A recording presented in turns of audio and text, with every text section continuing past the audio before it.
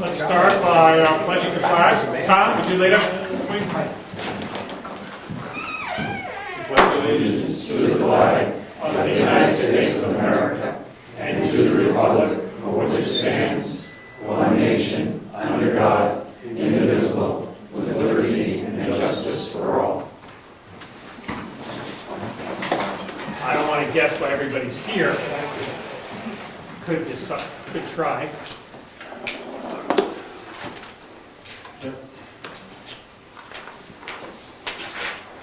All right. Do we have any scheduled speakers that have made, I don't recall anybody making a request to speak. Okay. Correspondence. You want to get this one first? Sure. Mary Lou was just explaining to me that we got a letter from the New Hampshire Department of Transportation. It is with regards to a block grant aid in accordance with RSA 235-23, payment for maintenance, construction, reconstruction of Class 4 and Class 5 highways. First payment, Mary Lou's confirmed that we just received in our bank account for $8,428.25. Next payment in October, third payment in January, and last payment in April, for a total of $28,094.16. So it's grant money from the state for not RSA. And how does that work for our budget figures this year? There's two of those for next year. I will have to look, but I'll explain it during my piece. I looked out online, I got the one from the school board meeting, which was last night. It takes care of that. Well, I think, does anybody attend that meeting? Yes. I was late, so I was over by the time I could. Anybody want to fill us in? Yeah. Tom, you want to fill us in? Anything special? There was nothing special other than a few questions about our payments Okay. that we are required to pay the school as to why they were such a variable amount. And they said it was because of their bond payments that were due at that time early in the year. Okay. Again, I got here at 8:45, something like that, figuring they were going to go real long, and they were gone, so I was stunned. Well, the other reason was that they pay a balloon payment to the employees for their summer months of employment. They pay that in June to cover June, July, and August. Okay. I guess I was thinking about that, because that was something they had said once before, and I guess that's maybe in our advantage, because we can get to keep the money in our bank account. But we never got the answer. We never got the answer of whether that's contractual. It's just something the teachers want, so they do it. Because, quote unquote, everybody does it. Not everybody does it. In Rochester, you had a choice, and most people take 26 paychecks, but that's up to them. What do you mean, no on that? So we lose probably, I was figuring between $250 and $300 in interest, because in between June, July, and August, we pay them close to $500,000 to the school district. That, we get that money in from taxes, but then we have to pay them so much. I'm losing interest on it right away. I was thinking they have different calendar years. I wasn't thinking that way. Yeah. That's where that goes. Because we are on a year going from January to December 31st, and they start July 1st. I assume it's July 1st of Yes. the new budget, so that explains why then all of a sudden I was thinking that the different calendar year. And we're going to check with other towns to see if they have any interest. I was, and I didn't have time. Okay. No, that's everybody. All right, do you have anything else in here? It's just a request to convert our electric supplier to someone else. A few of those over the days. This is that's up your alley, because that's on the insurance.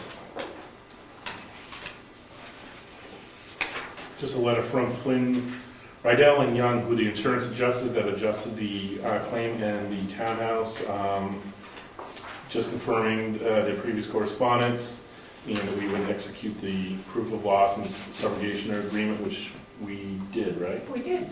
And they just confirmed the amount that was paid as a cash figure, which is should not exceed $17,285.04, which is the ACV, actual cash value.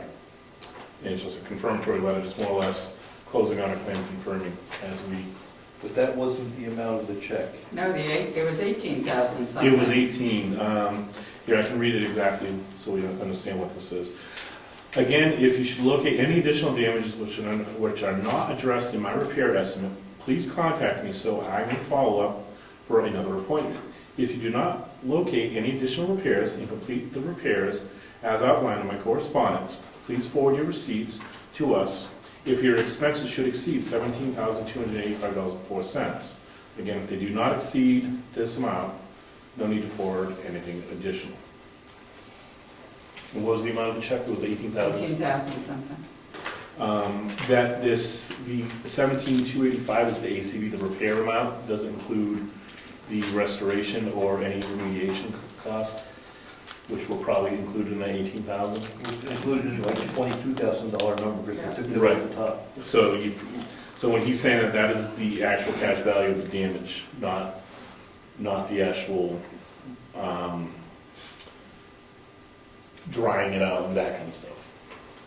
And this comes along with that. If you see any issues with that, the insurance person you are. This was something we opened at the last meeting.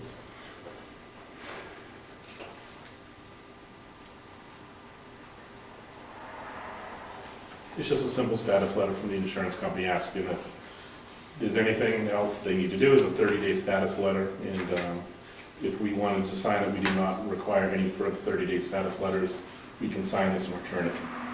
This is the insurance carrier for Dead River. For Dead River, Yeah. yes. So I think we could sign that and shoot it out, right?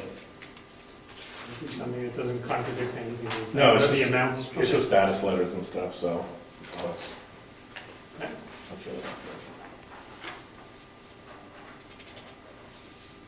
The other thing we have is from Granite United Way. There's two different letters in here.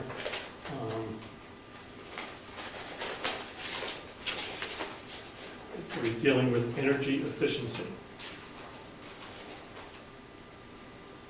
And the gist of what they're telling us.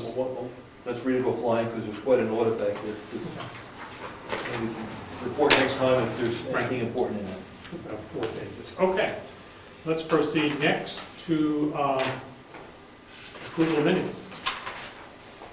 Do the July 16th first? Sure.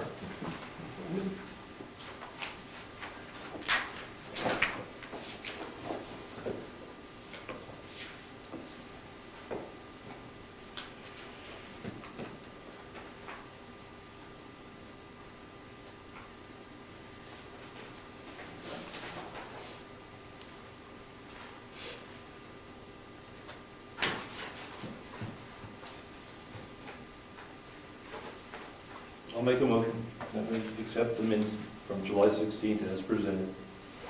I'll second the motion. All those in favor? Aye.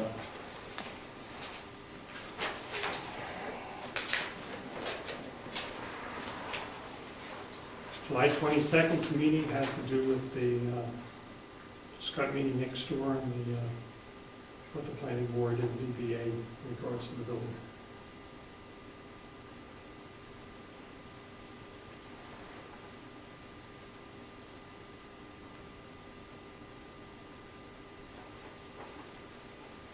I'll make a motion to accept the July 22nd meetings as drafted.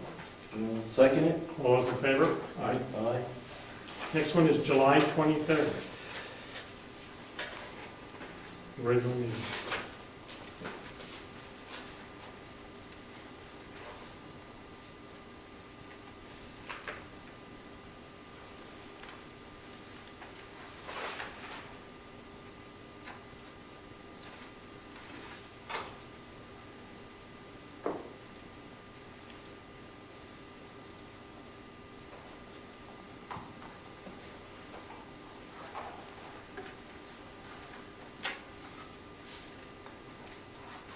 It's a safe opening day.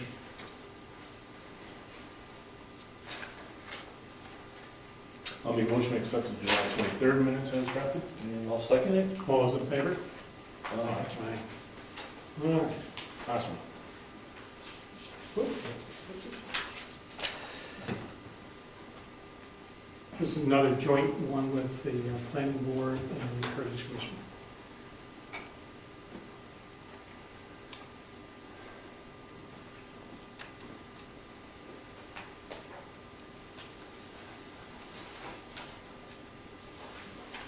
I make a motion we accept the July 25th minutes as drafted.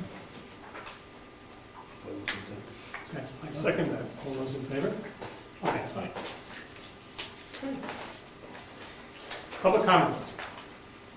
As I read these meeting minutes, there was another comment that was made last night at the school board meeting, I understand. It had to do with representation of the board. Was someone there that heard that comment? Yes. The elected representatives from this town does not represent this town. That they are not answerable to the taxpayers of this town. They are answerable and represent the school district. Okay. When we think about it, we all get to vote for the person. Well, I said, you know, even though you serve at our approval, and they said, well, that has nothing to do with it. They serve the whole district, and they are elected by the whole district.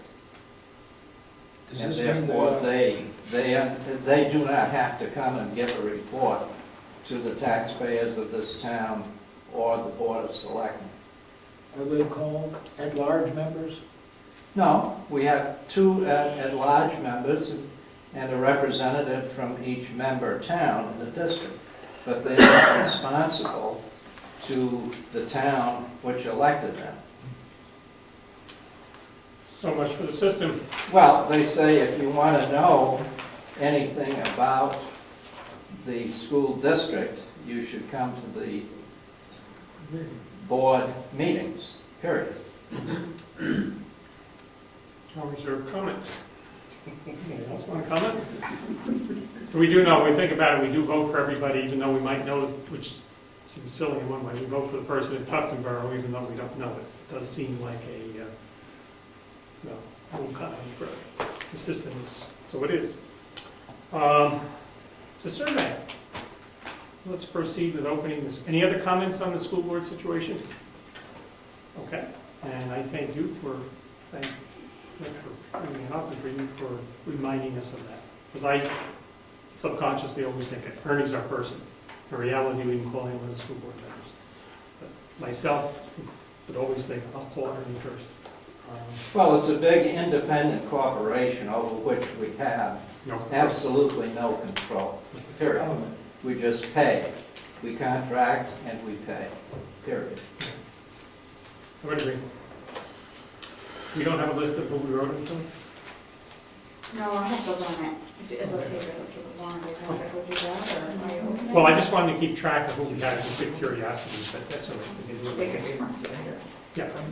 They have a box, and I don't know what it comes And our mailbox is empty. We thank everybody come. The attendance at the hearing was disappointing. We expected a lot more than came, and I think other than new people had never been to anything, I think there's two. So, I don't know. How many were returned? Well, we're working. How many? 103. Did you count them? A couple more came in Did you late. bring one in? Oh, no, I A didn't. couple more came in late. Like, If you were here, what do you mean? some people dropped them on the table. Oh, Did you check the mailbox Yes. this evening? okay. I just did. I did too. Yeah, it's empty. All right. Well, I was guessing 150, so much for that. So we have roughly a 33%, a little less, 30% return rate. How many were sent out? 350-ish? 350. 350. Mr. Chairman, Yes. the one that Janet and I received was addressed to both of us. That's correct. So did you really send out 300, or did you send out 150? We said 350 to one address. Like, you got one, I received one.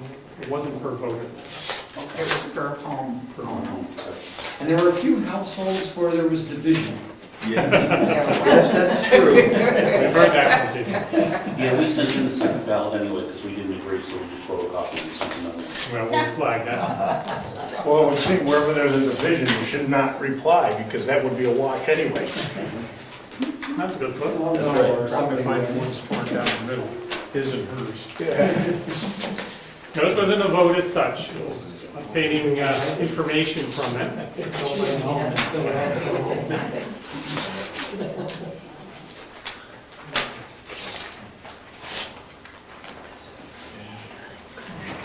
curious how this all ends up, so, no, I just. Do you have every, you said, that you had somebody is switching the vote? Is that one there? Do I have? Yes. Okay.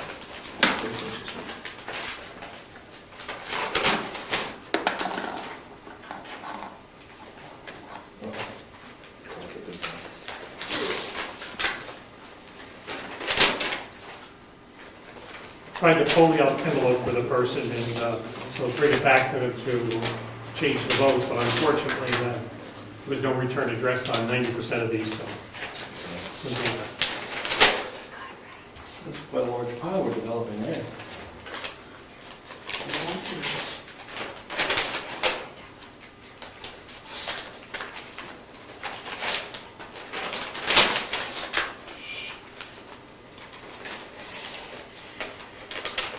Yeah, where is it? Is that, I'm the only one who opened it. We'll take that. There we go, Justin. That was gonna make it two-person job.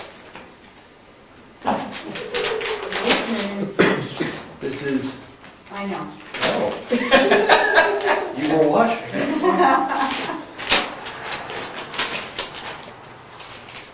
He's got help, and maybe that's one help.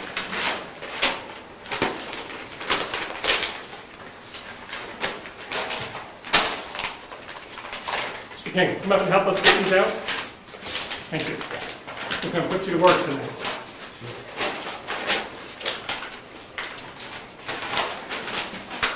And we got two back, that Yeah. are on the drafts, That's mine. Oh, a blue one too.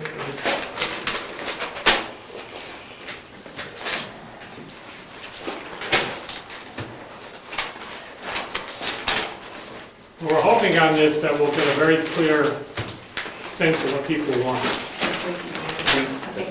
think that's developing. Trend is clearly there. It is, I got a clear trend here. Yeah.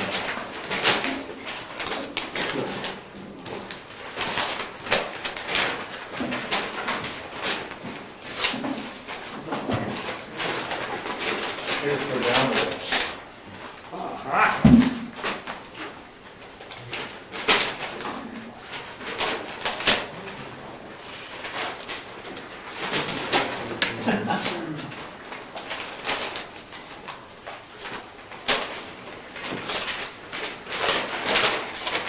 Oh, you're too fast for me. Oh.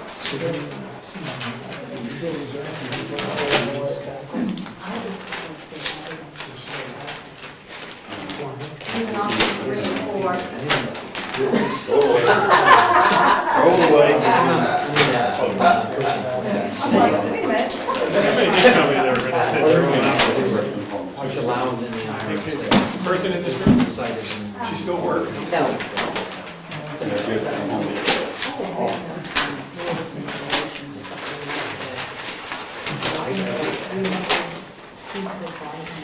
Hard work, comrade.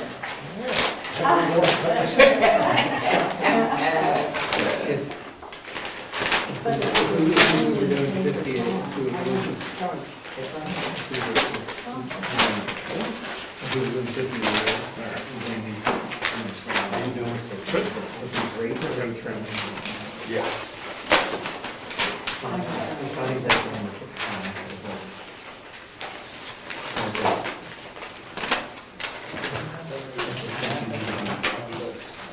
Ready. Thank you. I was gonna ask you, but I don't want to look lazy. Because, well, it's not my parents. Wow. No, we have to put the timelines, we have to make The only a impact on.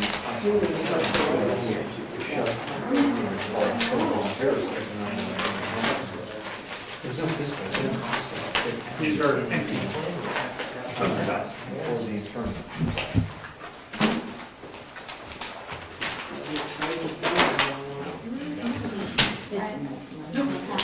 town's gonna take you as a ballot counter. You're gonna find a job for you. He did. You did? He's been a ballot. All right, oh, that's good. All right. Thank me more because I'm experienced. 27 to 6, I don't know. You don't think his father, his son-in-law Wait. is gonna let you get away without doing your work, right?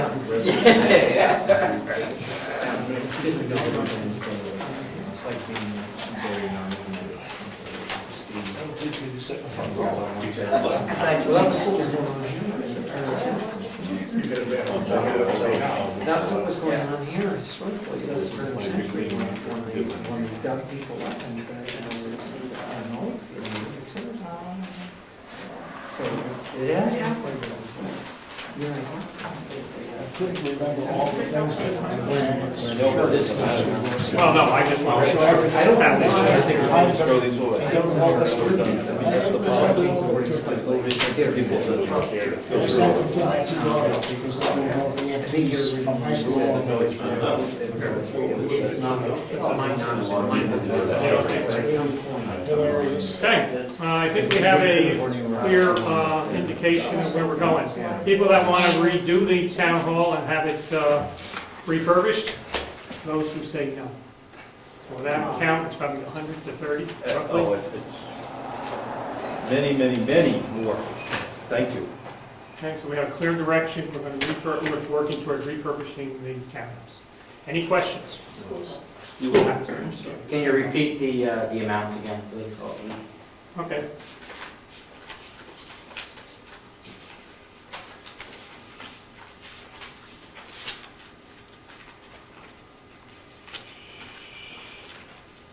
Here. 16, and there was 100 and some counted, so 80? Not even close. Not even. 85. Huh? 85. Okay, so we have a clear indication of what the taxpayers, what they're asking for. And Excellent. we appreciate the response for the 150 people who took the time, or 101, or whatever. I saw a comment on the back of one of those. There were some comments. Yeah, good. But those will be reviewed at another meeting, right? I just want to throw it away now. People have voted, we see the data, But they took time to. Yeah, I'm going to read the comments. I'm going to take time to do it. okay. That's public record, you shouldn't be. Yes, I realize that. I'm not trying to hide anything. Well, we've got a policy for destruction of this type of stuff. 5 days is gone. It's here. No, not trying to hide anything. I anticipated that somebody would ask that question. And guess who I thought would ask it? Right on the mark. So it is there, and I want to attach that to hers. Sure. If we can find it. All righty. Good. Any questions with that completed? We now need to proceed with the next step of this to proceed from here. Any suggestions, Brian, Rich? Any people out there? We want to start right now, or do you want to have a meeting next week? I think we can attack the foundation and the floor and move forward with going out for,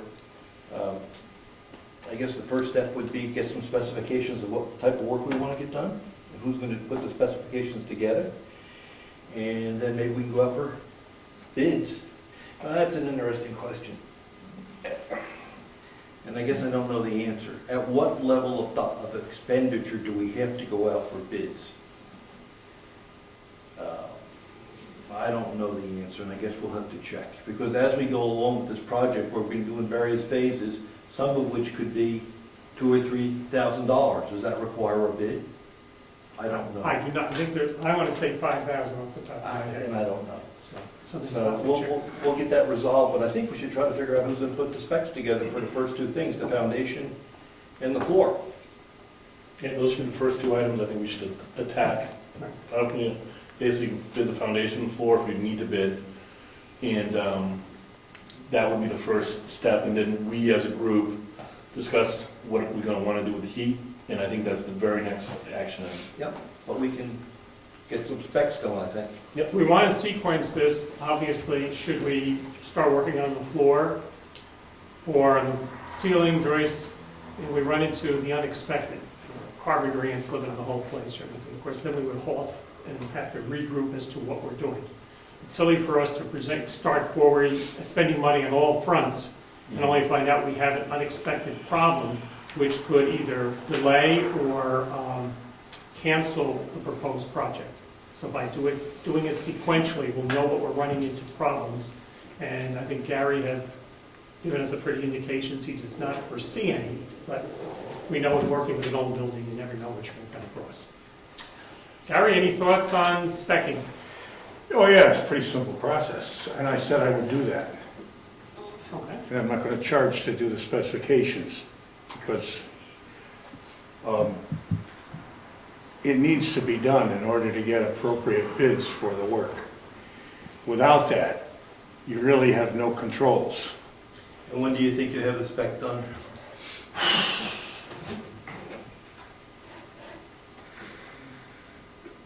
Well, if you're going to go, depends on how you approach the job. If you Foundation, floor. a week Okay.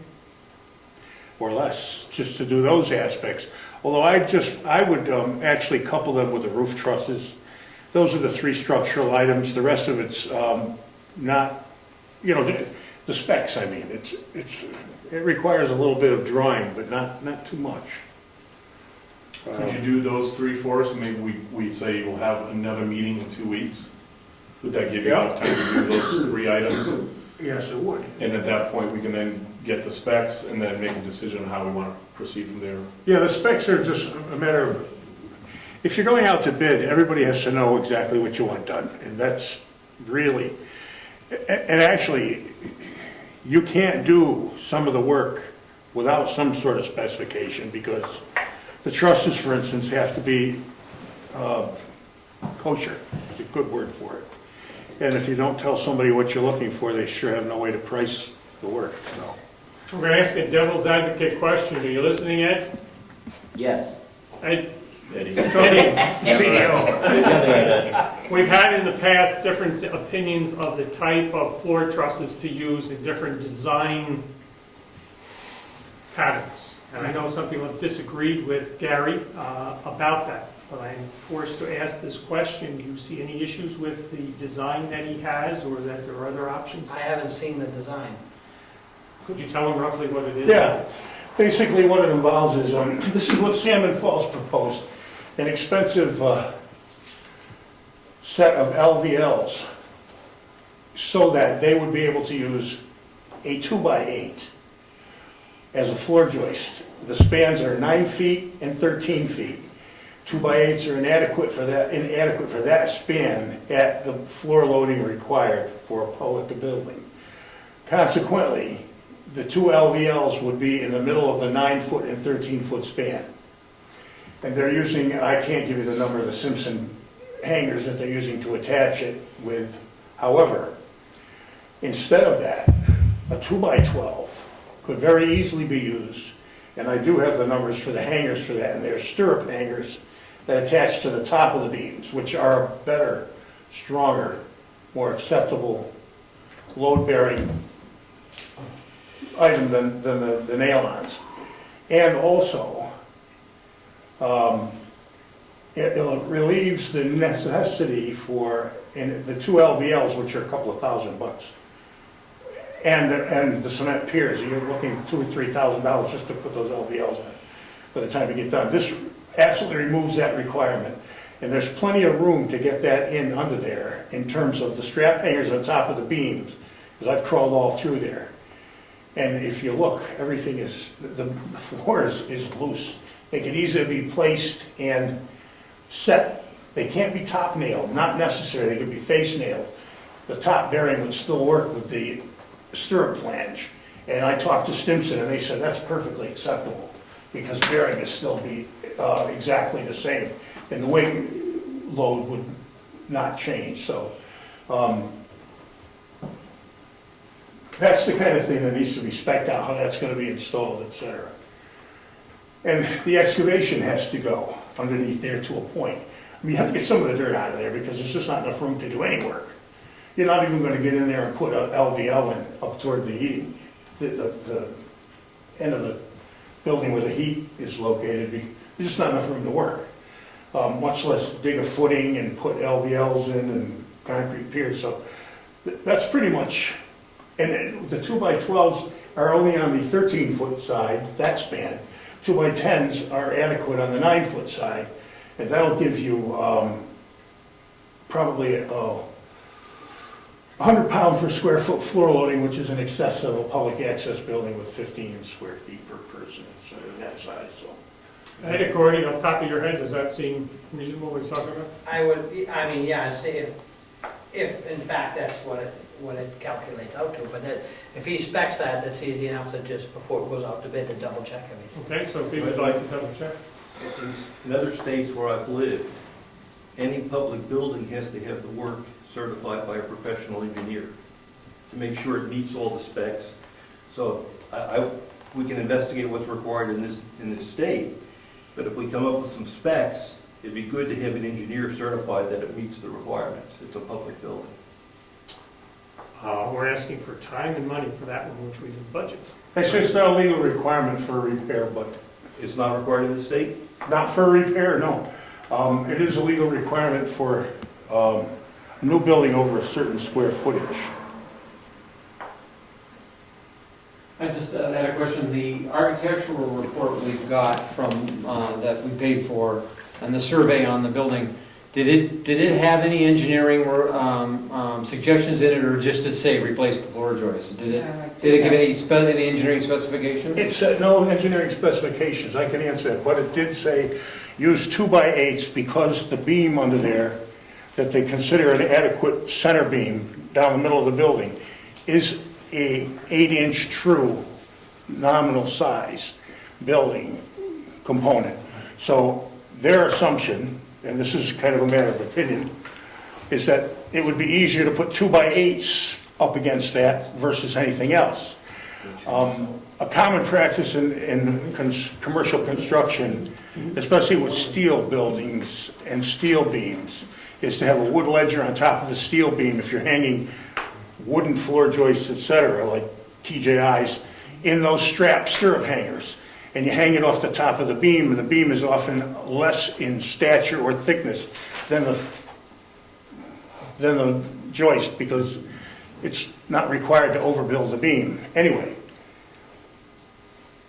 they just went under and assumed it would be easier to put 2x8s in and put the LVLs in, which is much more expensive than putting the 2x12s in, which actually accomplish more than adequate floor loading for that building. In other words, there would be a 13-foot span 2x12 every 16 inches throughout that entire building, hung by these strap hangers from the top of the beam. And if anybody wants to go under there, I can show them. That's not a hard thing to implement because the floor is lifted from the carrying beam. That's the thing. And so you'd easily be able to slide the top flanges in and face screw all of those hangers. Much more heavy duty than the... All right. Anyway. Any questions? Because we need to go on. Will this initial survey, initial cost cover the removal and replacement of the heating duct? Isn't that necessary to? The removal of the heating ducts. Yeah, okay. That's got to go. And the way we priced the sheet out was not to put that type of heating system back in that building. Because it's just not the smartest way to go in terms of economy. The installation will cost a considerable amount more than... That's a subject that needs to be discussed at some point. But... Just Okay, we want to need to, yes. the point of clarification for those of us that did attend the meeting last Thursday, is that these estimates and what we just voted on does include the heating system. The heating system is a separate issue anyway, so down the road. That's the heating system for the main building. Yeah. For the townhouse. The heating system for the schoolhouse, we recommend that they use one of these heaters that's sitting right there, Yeah. because that can be installed immediately. That has not been decided what we'll do for that. We have different opinions on what that's. I just recommend it. Gary built it into the budget as if one of these units were going in, but we do have differing opinions as to what should be there. I had somebody approach me yesterday on their thoughts, so we're gonna have to iron that one out down the road. E over 9. What that would do is provide instant heat for this coming winter if the work started now. Excuse me, Correct. Mr. Yes, Chairman. Is the board giving consideration to using a clerk of the works to ensure that the work is done to specs instead of relying upon yourselves to do that? Just one individual responsible to supervise the project as it goes along. I think that's a good suggestion. I think we can still get our specs drawn up and then make that decision shortly. Yes, no, I'm not saying right now, just asking. We, as far as myself is concerned, I know, for example, why we haven't directly answered it. Gary has said if the work cannot be, he guarantees the price that he put on the product. He said that in public meeting. He can get it done for that price. Yeah. Would it be proper for Gary, if that were the route to go, to oversee the project? There could be some questions. I don't know. We've got to iron that one out. Obviously, somebody that knows what they're doing needs to oversee the project. Well, that's Ed's job, no matter how you shake a stick at it anyway. And he gets the big bucks, sure. And that's a follow-up question to Brad's question is, do we as a town have to pull building permits on this project? Do municipalities have to pull building permits? Nope. No, but they do require inspection by the CEO, I would assume? Well, I don't know as if they require it, but it's beneficial. Yeah. We definitely want it to be inspected. Okay, Tom. One more question. The initial proposal was the Heritage Commission or a group of volunteers to document, photograph the inside, remove everything that they don't want damaged or ruined. Don't you have to address that before you start working on it? Quite frankly, I didn't think of that yet. Well, glad you reminded us. That would make great sense. I mean, it would make sense, but I never thought of that step. I mean, because I know I've talked about, gee, we've got to say different things, but never thought that we would pass that on to our Heritage Commission, I think. And if they have a representative here, they might want to be aware of that. But no, thank you. Oh, yes. To answer this gentleman's question, one thing we might want to do with any demolition removal is approach Warren over at the transfer station in Wakefield. We do pay into that transfer station and might be able to save us a considerable amount of money. And they may actually accept it from the town itself at no cost. We're not going to tear it down. Well, I mean, there will be debris removed. That's correct. There will be some including the ductwork and so on. There will be debris removed. If we talk with Warren, talk to Wakefield, they may actually waive any charges where it's coming directly from the town for a capital repair. No, my understanding is that's very good. I do know they waive some of their own charges for their town. Yes. They waive it for us too. Yes. Okay. The only issue then is we have to transport the materials to the landfill versus putting a dumpster in the backyard. It would save hundreds. Okay, well, I think we could find somebody who has a truck that we could rent to take it over there, who would have it parked there. It's just a point to express a point. Really big bucks now. All right, there's a question as to when to meet next. We have two conflicting dates. You suggest 2 weeks when we have a selectmen's meeting. Rich is going with the 21st, if that's a week. possible. Well, first of all, I just want to give Gary enough time. That's my concern. It's not. You're talking about the 27th, aren't you? No, we pushed it up. Can you have that done by next week? Let's go to the 27th, because I've got a bunch of work to do for the 26th, which we're having a secondary planning board meeting that week as well. Okay, that's not an issue. We have a selectmen meeting that night. We'll just do it the same night. That's fine. If you would. No, that is fine. Any other questions in regard to the project that we're going to start moving forward? We hope to have a good portion to get certain aspects of it done prior to the end of the year while the weather's good and everything else. Your main intent is the foundation and the floor, I presume. Correct. And the roof. Well, I'm only going to include the specifications. That doesn't mean you want to start that now, because then once you've ripped down the home so and the insulation with it, you're going to have to replace it with sheetrock and new insulation, which then means you have to wire it, which means that all this stuff needs to get done, and you might not want to go there until spring, or you might. It depends on how much money you got available. Right, okay. We'll work on that as we go along. All righty, let's go through the different treasure. So,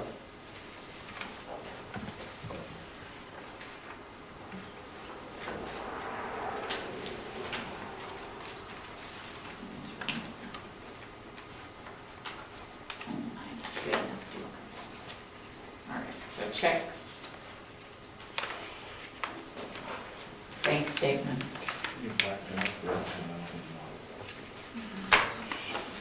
Currently in the, oops, that's my other one.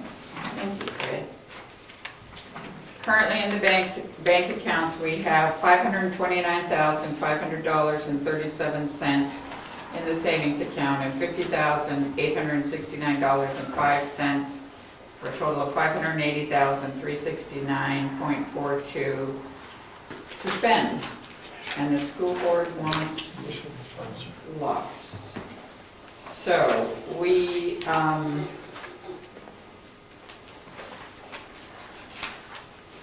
everything else is progressing. I did have a question on that block grant. I wasn't able to finish the bank reconciliation and the other monthly information because I didn't know the state had put the block grant deposit into our account, but they normally send me an email that shows a picture of the check, and then the money appears 2 days later. And I did not get that email this time, so I couldn't finish everything. But now that I know what it is, We get 2 of those a year or once, or one? How many of those do we get? block grant, 4 quarterly. 4. And some are in one fiscal year for them, and some are in another fiscal year for them. Any indication of whether they're going to start planning on it? It went down from, What we anticipated? well, from what we anticipated, yes. It's been going down over the last So couple from what of we years. budgeted, it's lower than what we budgeted? I think it is. That's the question. That's where I was getting at before.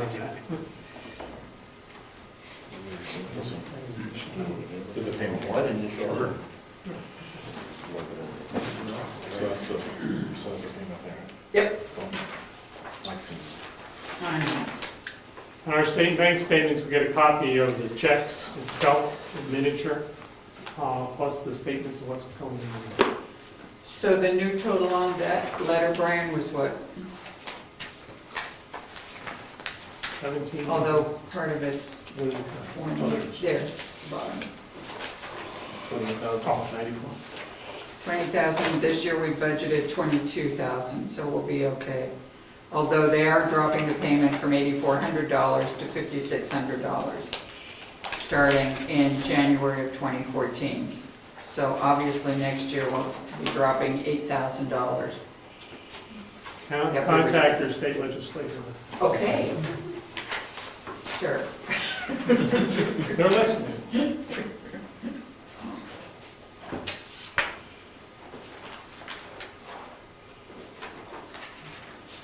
Anyway, did you find that paperwork for our convention? Yes, it's in here. Okay, good. Question for the convention money that they said. This is Okay. the one she's asking about. No, I don't have the check yet, just, No, but you will probably by Friday, possibly. yeah. Or actually 2 checks, I believe. Yes, 2 checks.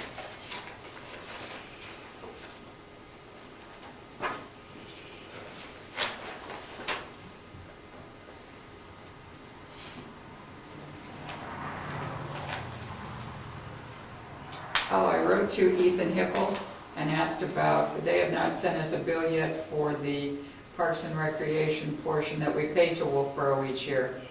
So he will be sending a bill, but I'm asking that we pay them, you authorize the $4,216 that's in the budget. He indicated that in 2013, they had 35 season passes to Pop Whalen and Abenaki, and 49 individual registrations for programs, and then the total customers who have ever registered for a program event or bought a season pass is up to 149. So obviously the people in town are using it. 149, that would be, in other words, a family of 4, that would count 4 of those. I would think so.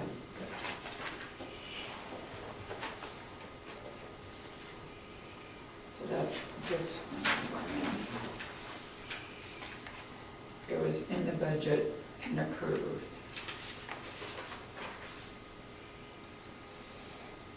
This one from the American Security Alarm, that's a quarterly. No, No, I think it's the other half Well, of the work. Right. So we had- that's right. You paying them the whole thing or just half? I'm paying the whole thing because we're already in August.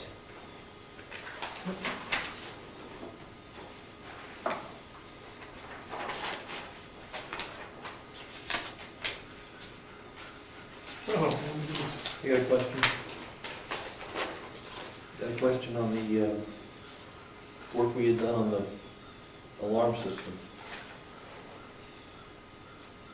I thought we got a bill for $700, And we paid half. and we paid half. Thank Can I just see what they've done for? you. Yeah. I didn't think it was real clear. It's not. You want to take a copy and call them? Yeah, I need to get a count, that's what I need on this. You want me to tell you, email you what the whole thing was, Yes. the contract and the original amount I There's paid? one thing they never did, Oh, so, why don't you email I'm me? going to hold the check. Yeah. No, it's Something half. they didn't do. That's why I want to make sure that Yep. that one other thing. I won't, was I'll write it, but I included. won't mail it. So this was just a new, this was the one we had questions on. Right.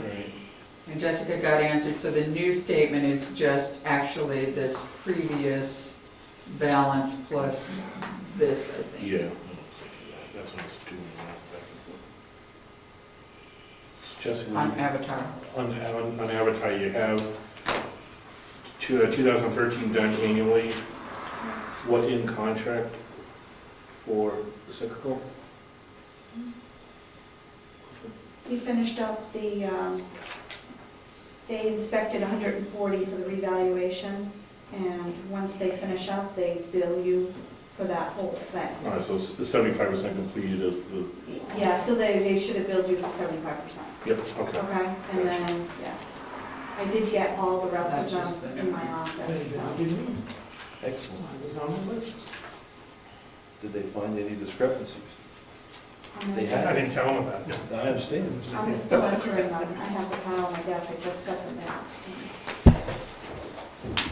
He said, I don't think he did, he just came in, did his thing, and was walking around outside, and that was it. I don't know what he found out differently, so I shouldn't say that.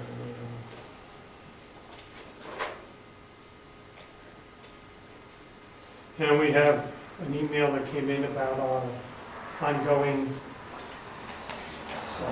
saga of the taxing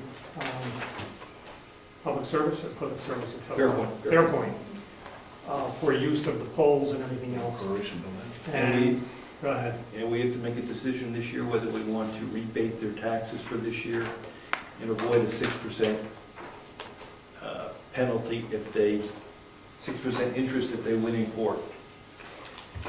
So we gotta make that decision. Obviously, we've said on numerous occasions, hindsight is always 20/20. We should have done this differently. We thought in doing what we did, the way we handled it, was going to be a win-win for the town of Brookfield. That win-win is now in question. And if we had to do it over again, I think we would, knowing what we do now, we would have done it differently. But there are other towns in this with us. Yes, we're sharing the cost. It's going to the court system to figure out whether we can tax Fairpoint. So for the $4,000 or $8,000 that we received in taxes, we're almost to the break-even point. And if we lose, we have to pay them back their money. Yes, with interest. So the question is, what do we do with this year's taxes? Do we abate them and mail them back by December 31st? That becomes the biggest thing, because we have Again, There's a copy of if we it. didn't do that, we know we're Regular. going Did you spend the No, money? it's the service contract. No, we're saving, exactly right. Okay, But we only So they paid try. a point. so they charge us by pay. If you rebate and they lose, Zero, so it's could you then go back and bill them again for them? per- Ah, that's the conundrum.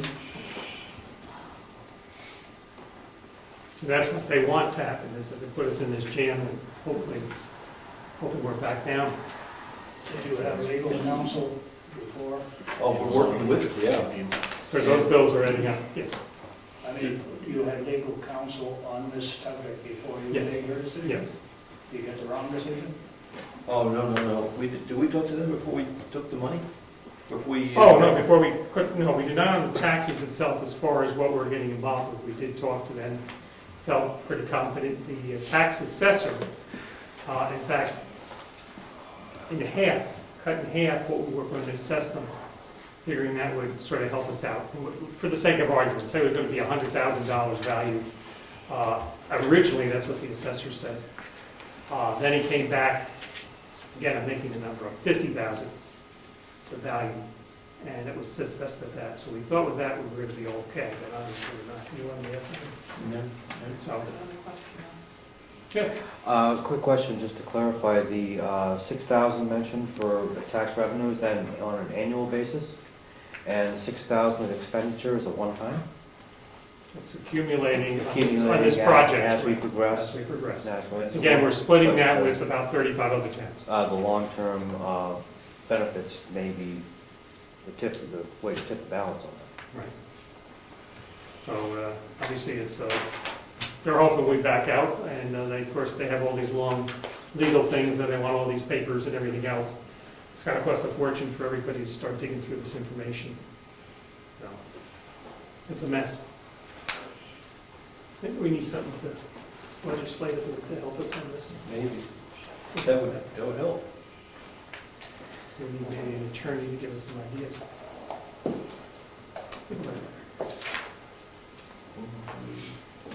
Pardon? You done? You done? Yes. Okay, good. I'll do checks. Did you have a chance to talk to the lawyer about the? Workers' compensation. I have talked to the lawyer and taken information over there. I received from Primex an email saying this was a copy of our policy. I was going to copy it tonight. I printed it out at work. And I was going to copy it tonight and send it off to them. But I don't see that this deals in any way with an employee versus an independent contractor.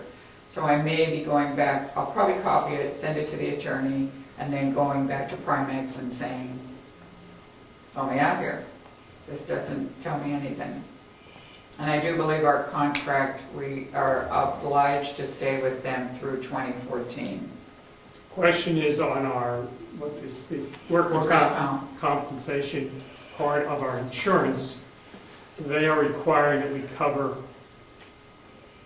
people that we don't think should be covered, which is adding up to a lot of money. So we don't think that some of the people that are under that are private contractors, and they should be on our responsibilities for workers' comp. So our policy increased from the example I'll give you is it increased from $600 last year to over $2,000 this year. So we are arguing, we've done this before, we made an issue, but this year they're standing firm and not backing down. So we are using the attorney, and with your diligence, I'm trying to see if we can avoid having to pay for that contractual person. Yes, sir. As the law reads in this state,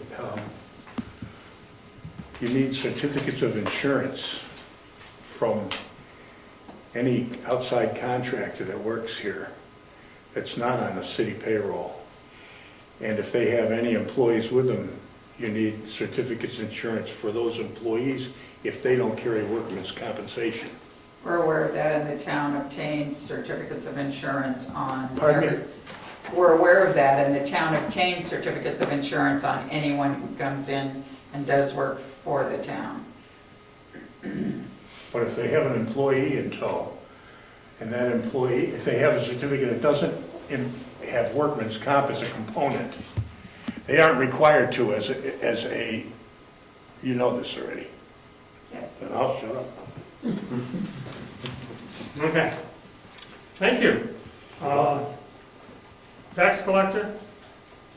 I just wanted to mention, I received in my box a letter that, an old letter, a copy of an old letter that was, the date was May 10th, 2010, from a property owner, to a property owner from a selectman at that time. It pertained to setting up partial payments for that property owner. Of course, none of you were selectmen at that time, so it's kind of hard to keep straight what has gone on over the years. I do have, what this letter states is that the Board of Selectmen have empowered the tax collector to work out details such as a payment plan for individual taxpayers whose properties are in jeopardy of deeding. That was done at the time, or after this letter was sent to the owner. A payment plan was worked out by me. The owner never appeared and never did make any payment. I think what I basically want to say is that if you as selectmen now want to know any more of the history of this situation, I'd like to discuss it with you. I don't know if it has to be discussed at a public meeting all the time, or if I could sit down with you individually That'd probably be the best thing. and bring it up to date. Right, because of the confidentialities that could arise, I don't know the case, but I think maybe it'll be in the best interest to do that You know, individually. I'd be very willing to discuss it, to bring, you know, I don't think it's going to amount to anything. I think it's an offshoot of a conversation that I had last week where I was accused of changing the assessment on the property. Well, let's So. make a comment with that. I'm glad you have that information, and rather Sure. than, that would be the easiest way to handle. That way you can provide the information without I know. the confidentiality. Okay, anything else? No. Assessor clerk, administrative assistant. I just want to let everybody know, remind everybody that the office will be closed tomorrow, Thursday and Friday. So I have a note on the door, if any have any emergencies, they can go to the website, get the phone numbers of the selectmen. Sorry. Who else? How about this guy? Go ahead. That's it. Absolutely. And Planning. that's it. Planning board. All right. Okay, before I get into the report, I would like to ask the selectmen to do something here. It has to do with what the planning board is engaged in right now, and that is, because we can't find the information in the minutes, is to reaffirm the creation of the road committee, to make it formal, because we can't identify when that was done in the selectmen's minutes. So instead of spending a lot of time on research, all you need to do is reaffirm that appointment, and then the committee exists and it's all kosher. And form a building committee as well, because that's all part of the CIP, and it would be a lot easier for the planning board to function with the committees that need to provide the information to us to assimilate and. What would a building committee entail? Okay, well, whoever wants to get on it, probably the members of the Heritage Commission, I'm sure, want to be involved. There are probably a few members of the planning board, there are members of the public that are welcome to. It's voluntary as usual. What would their job Well, be? the main thing would be is to, one, help identify all the assets of the town. I'll explain that when I get into this, but the point of it is they're going to explore the things that need to be done to the townhouse, for instance, because that's the tough one, that's the hard project. The other buildings in town, if there are any issues with them, this is one building that'll require scheduled maintenance. It's like the road committee is working on dealing with the problems that arise on the roads. the building committee would work with the planning board in order to get the CIP done. And that would be the reason for that. We have 3 buildings, and the buildings are, some of them are in need of a lot of repairs, some of them don't need much, but there are issues even with the new building.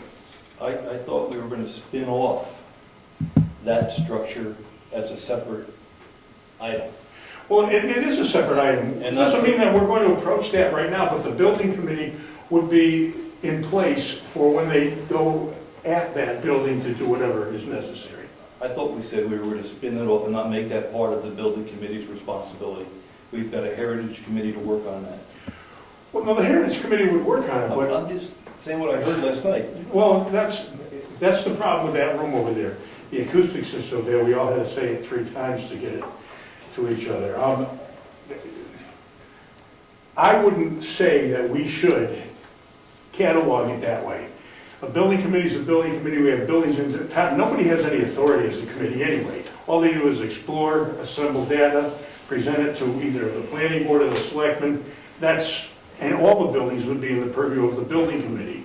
The Heritage Commission would be far more involved in the townhouse than they will be the salt barn. But the fact is, the building committee will have acquired a certain amount of expertise and acumen that can contribute to all of this stuff. No matter whether they go outside for technical advice or historically speaking or what, the building committee is the building committee. And I don't see any reason to say, well, this building is going to be part of the building committee, but that's not going to be part of the building committee. Not that the building committee has any authority anyway, it's a means to present CIP to the planning board, information so we can present it to the selectmen. That's what our mission is, which is what I'm going to get into with the report shortly. But I'm asking the selectmen to form a building committee, and we can actually discuss what the building committee is going to entail later, as long as one is formed. That was what we were going to do last night, form a building committee. Or that was the opinion the planning board should do. So, I'm asking the selectmen to do those things. We already have a cemetery committee, we have a road committee, and the building committee would cover all the assets that have to do with our buildings, and therefore cover most of the assets of the town, other than maybe some extraneous property that we own or something like that somewhere, the bridge and, what have you. So, having said that, I'll get into the report and then... Let's hold on a second. Okay. Comments? When would we select members for that? Would it be an election thing? Would it be more or less a hand vote at the planning board meeting, or? It would be an appointed thing, and the idea would be that there's a committee of people that when issues come up, like there are issues in the road, Brad has handled the road committee quite well. He knows what's going on. He knows all the different things. I'm going to explain a few things about that in a minute, but the point being, the building committee is a place that you go to launch the information to whomever. It's not really the planning board's place. Most towns have engineering departments, big cities. They have engineering departments, and those are the people that advise the planning board, the selectmen, et cetera, et cetera. We don't have that infrastructure. We're never going to have that infrastructure. However, there are people in the town that have the interest to do this stuff for the town, and they're motivated, and therefore, you have to form some kind of body to get them together to do work. And a building committee would be it. Okay. Rich? Any comments? Yeah, last night's meeting, the planning board started down the path of trying to do all this work themselves. And the suggestion was made that maybe it's better to get input from the various committees. And there were some committees that were identified that maybe should be formed. And I think that's what they're asking for tonight, some help forming some committees. I think there's some additional committees you want to ask about, right? Okay, now, we've got a couple different things that are floating around here. I mean, I think we attacked this building, I think in a very responsible way. We included the Heritage Commission, and we included input from the planning board. I personally have a concern over another layer of bureaucracy that we're going to get into this. And That's just my concern, because I can think over the years, the commotions over the road committee, and this is not, and this one, that just concerns me. The Personally. suggestion that was made is that for each committee, we define the purpose of the committee and the scope of the work, and make sure we agree at that level before we even start. And I really thought the discussion last night on the building committee, we can check the tapes, was keep the heritage involved with those two structures. And with respect to the salt shed and this building and the buildings out back, we let a building committee write an inventory and make a list of what has to be done. That's the way I thought it came down. All right, now, I have a question for you. But already we're not in agreement, therefore I go back to my initial statement, we have to define the purpose of each committee and what the scope of the work is. Can I read something? In a second. This has to do with example. In a second, we will. One of the concerns that I have, and it may be answered by Gary as it comes up, fine-tuning it. Who picks the color of the paint? Who decides when this is going to be done? Do you foresee that being the job of the selectmen or the planning committee? That's to me, well, don't let me answer that, but that's, how much detail is the building committee had? Or we hand over and say, all right, you decide everything that goes forward, or the selectmen are basically out of the business other than approving or disapproving what they come with. Anyway, that's just thought. Gary, you're on. Okay. Like I said, please listen to me carefully. The building committee has no authority to do anything, to require anything. All it is a body for assembly of data, to present that data to the planning board, whose mission is to form a CIP, which is for the purpose of giving the selectmen guidance as to what to do down the road, what the expenses would be. And I submitted this to the planning board as the initial CIP document. I drew it up 3 months ago. Let me read it, please. I have copies here, if anybody would like to see this stuff. The capital improvement program. One second before you go. All right. Very small. All right, I was just going to ask you, roughly how long is this going to be? Not very long. I've heard you say that before. I'm going to read the opening paragraph. The rest of it is a matter for your own research. Okay, no. A capital improvement program is a critical tool used to implement the town's master plan. It is a 6-year schedule of project and expense required to construct, purchase needed capital facilities and/or equipment consistent with the continued needs, growth, and development of the town. The mission of the CIP is to identify project and equipment cost estimates and funding sources. The planning board and board of selectmen, with the assistance of the road committee, heritage commission, and conservation commission, and here's where I would insert, and the building committee, because we have no engineering department. To aid in preparation of the annual budgets and long-term planning, it shall link infrastructure investments with master plan policies and other implementation programs.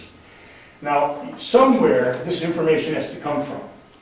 Now, the Heritage Commission can go out to, for instance, when we get into the Townhouse, and that's not going to be this year, it could be 3 years from now, it could be a whole different roster of people involved. Something is going to have to be decided into what to do to fix the things that need to be fixed there. Now, whether or not you go outside to someone to get technical expertise on dealing with the issues there, whoever's in charge of it at the time, be it a member of the Heritage Commission, a member of the Planning Board, there'll be a chairman, they're going to commission somebody to come in and give the expertise they need. Nobody has that responsibility at this moment. It's supposed to be the Planning Board's thing, it could be the Heritage Commission's thing. However, all the buildings in the town are buildings. That's the purpose to having a building committee. It has nothing to do with picking colors of paint or any of that stuff. That's picayune. It has to do with how is the planning board ever going to get the ability to assess the needs of the town and present you with any guidance if we don't have a source, and that's the building committee. I'm fighting with my members of the board last night as to who gets to do this. The planning board doesn't want the responsibility. We need to have a building committee. Now, somewhere along the line, we have to get smart about this and say, we got a building committee. These are the people that want to be on. Mary Lou, I'm sure, will just love to be on it. And that would be a great addition to the building committee. The point is, those are the people that are willing to execute this. And the planning board needs a committee to do that, whether we do it internally on our own, or have the selectmen appoint it, which is much better if it's divorced from us, because then I don't have to listen to everybody squawk. That's not the planning board's job. That's it. And then I'll get into my report, if you're finished What's with going on? Here we go.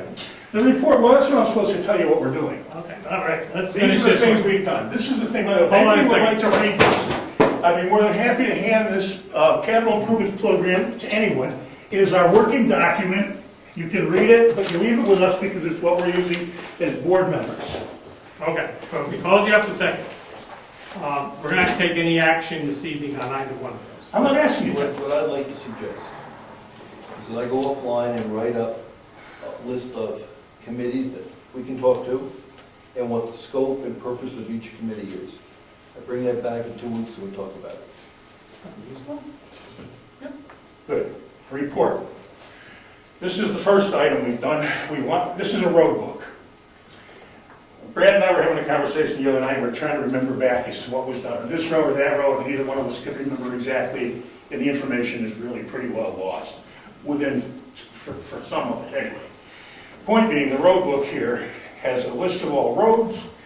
I mean, we have information in various filing cabinets and receipts and stuff that winds up in the archives as to who spent what, why, when, and where. However, this road book is a construction repair log at the moment, and each road has its, and it's the lineal footage of the roads is next to it.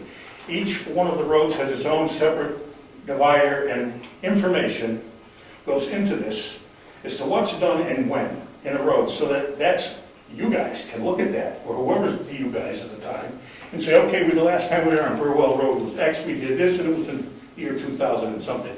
It's a quick, easy, at a glance deal. We should have a building book. And in the building, this was done to the building in such and such a year, such and such a time. Real simple with word processing to generate this. And then now you have a master catalog of what's going on in the town, what has going on in the town, and will help the selectmen immensely in planning what to do in the future, and the planning board as to what it's going to do as a recommendation to the selectmen for CIP. So, a building book which would identify in different sections the buildings. One building, for instance, I would separate the schoolhouse from the townhouse, this building, the salt barn, and then have categories after that. Town furniture, town electronics, or computer, however, that still has to be determined how we're going to do it. Everything has a category of its own, so anytime you want to know when we did what, we don't have to say, Bill, do you remember when we bought the computers? Because that's what happens. Now everybody knows for all time, sitting in a road book someplace, and it's a real simple process. That's what we're doing. Okay. And hoping to form a committee for the building so we can manufacture a CIP for you guys. Thank you. All right, let's move on. Thank you, Gary. Code enforcement. Is he still here? No, he's back.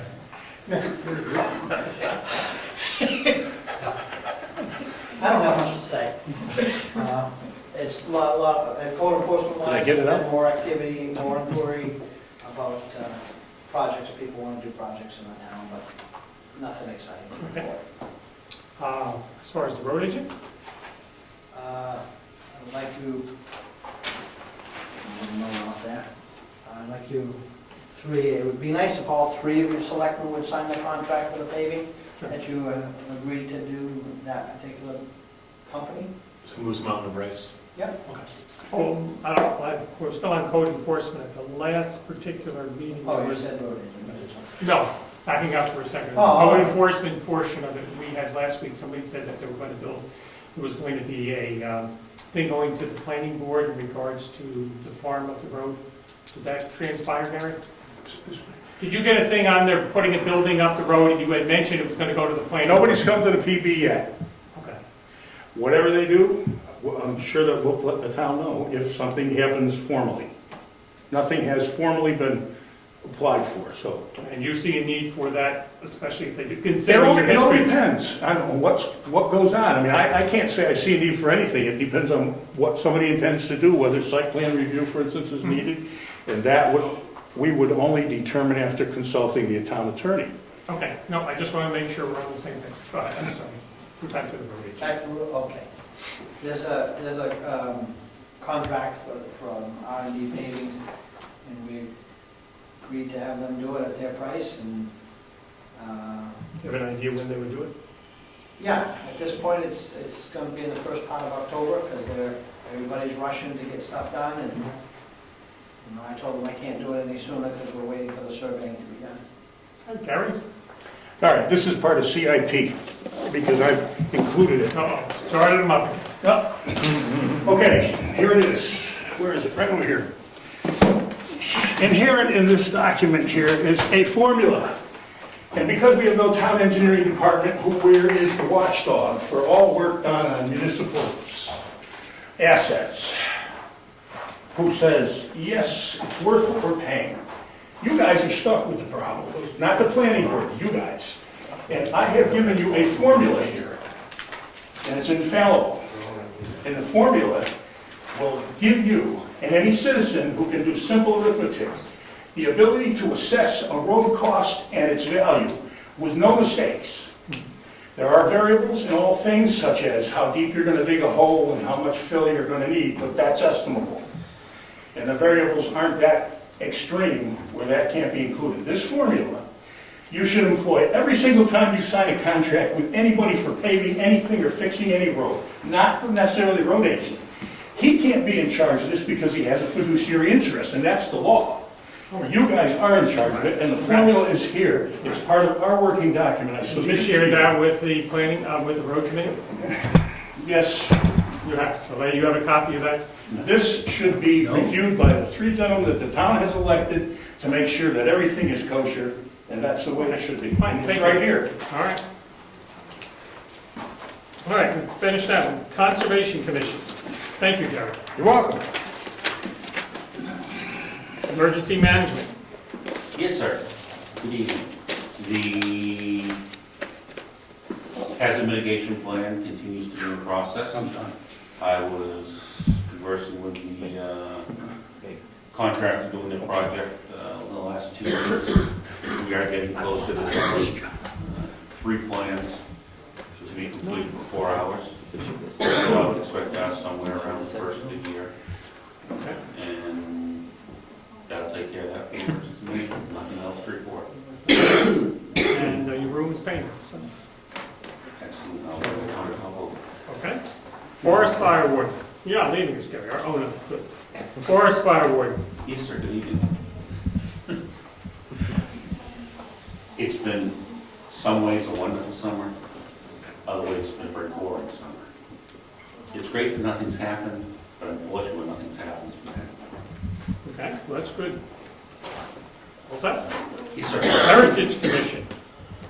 First of all, I'd like to just mention that there will be no, it mentions on the town website, there'll be a Heritage Commission meeting tomorrow night. We met last week, actually, to finalize the plans for Old Home Day, so no meeting tomorrow night.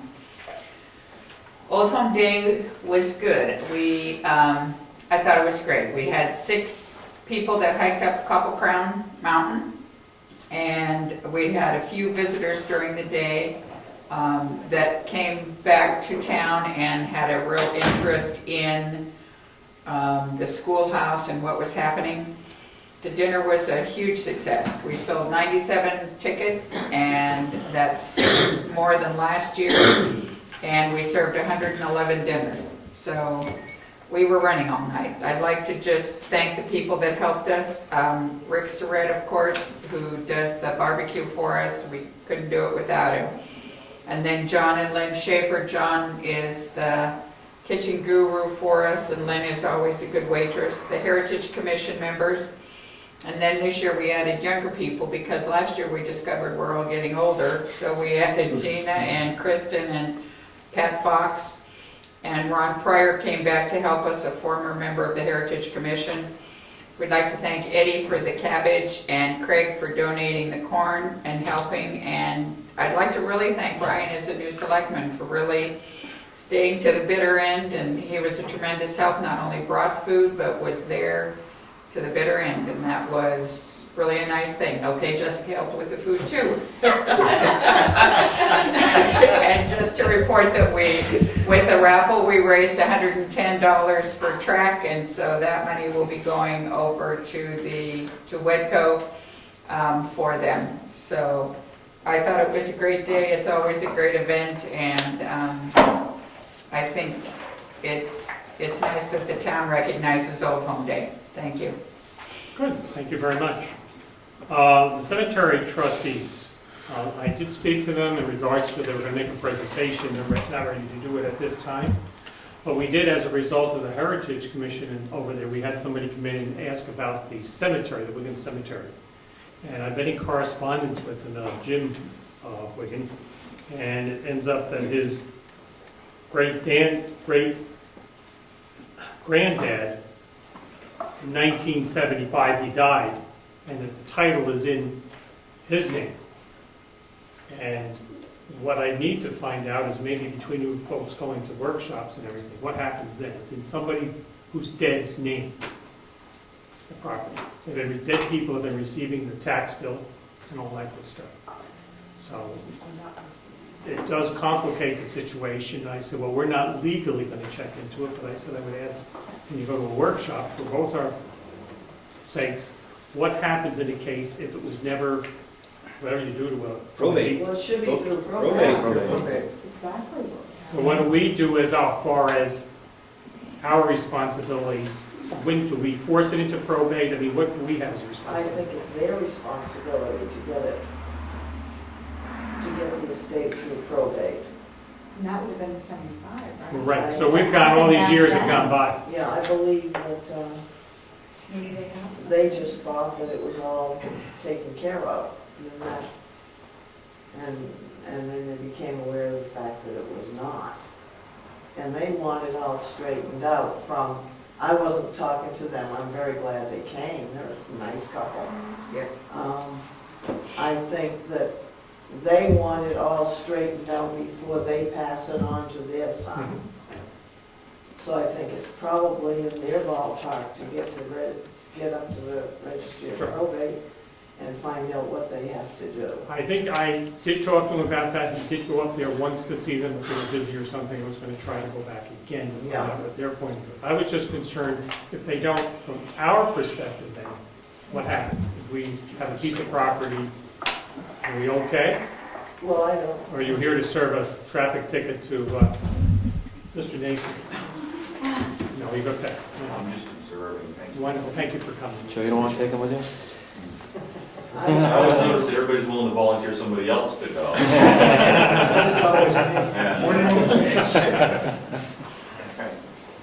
I think it, of course, I can't change anything as tax collector, and I don't think Jessica can change anything unless she has something legal telling her to do so. So in this case, if somebody died, I mean, we've taken care of this one. We could change the address, I would think. But if nobody paid, what would happen? Eventually, we just would take it? Right. Because, and what happens if somebody pays it for somebody else that's considered paid? It doesn't matter who pays the taxes. As long as somebody It pays. does not give, if I pay your taxes, it doesn't give me any legal right to your house Okay. or anything like that. And I think we have taken care of all this already anyway. No, I just was curious. I'll ask them when I go down. Sure. Because there's lawyers, there's everything, Right. you know, so. And again, I told him we were not going to provide legal advice. They're going to have to do that on their own, but just out of curiosity to find out what we can. I think they want it straightened out as much Sure. as we do, and I think they'll be very good at communicating with us Mhm. all the way. Right. I mean, I received an email from them the other day saying that they had changed their email address, so. The other I put question, that into the the other system. question came as to having access to a cemetery or private cemetery. He was talking about the reason that the property was bought so as to get access to it because they were being denied access to it. And if you go to one of these things, if you could ask, does someone have automatic access? If there's a cemetery on Eddie's property, do the people who are buried there, their descendants have a right automatically to go in and visit? So, Frank may know that. Frank? I believe that is covered in the RSA's. It's been a while since I've read them.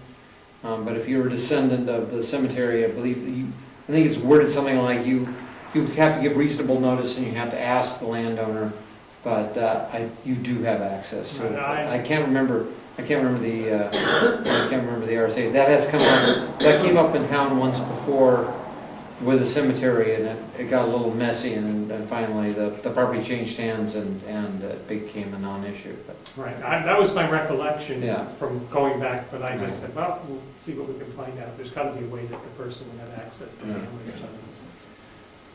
Yeah, that seemed right. Yeah. But I believe that it's actually spelled out in one of the RSA's, if I remember correctly. Town clerk, joint loss, been up for a while. Website is not until October. Agricultural Commission. Other boards or committees? Yes, sir, excuse me. The road committee, what was going to happen with that? We didn't make a decision.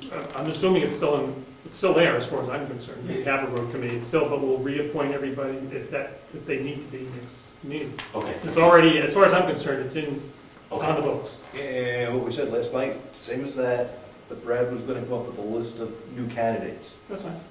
We'll do that next week, or next meeting. Okay. And which brings up, I went on to the website to look up the committee members and different things. I was looking up looking for one person to see where they were, and a lot of these are way out of date. Yes. People are deceased and moved and all sorts of stuff, so we Yes. need to get the dead people off.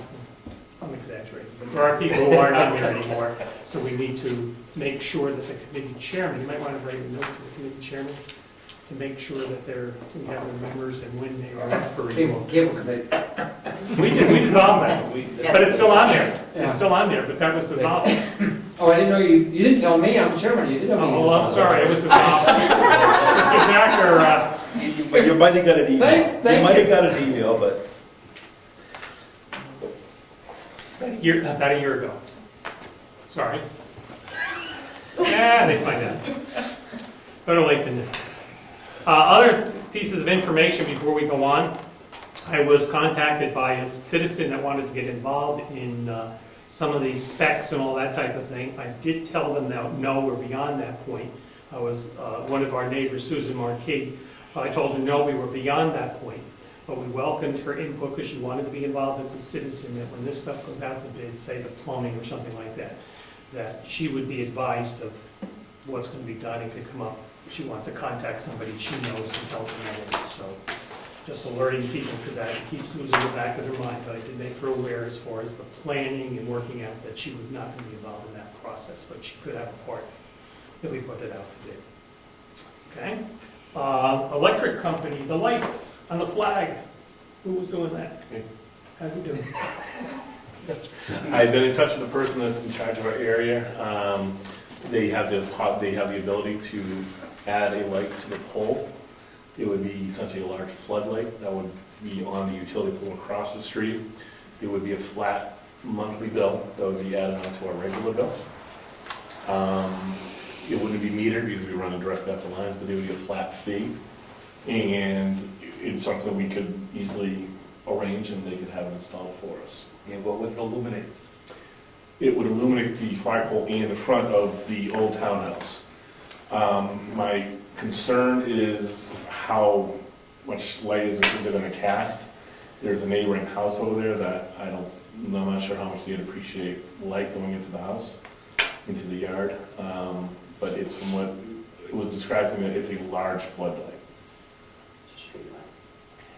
Well, it's more than a street light. But essentially, it's Yeah, because structured the same way. I asked this, it could, is there a way, like, is it a street light? He's like, no, it would be mounted on the pole, it would be aimed where you want it aimed.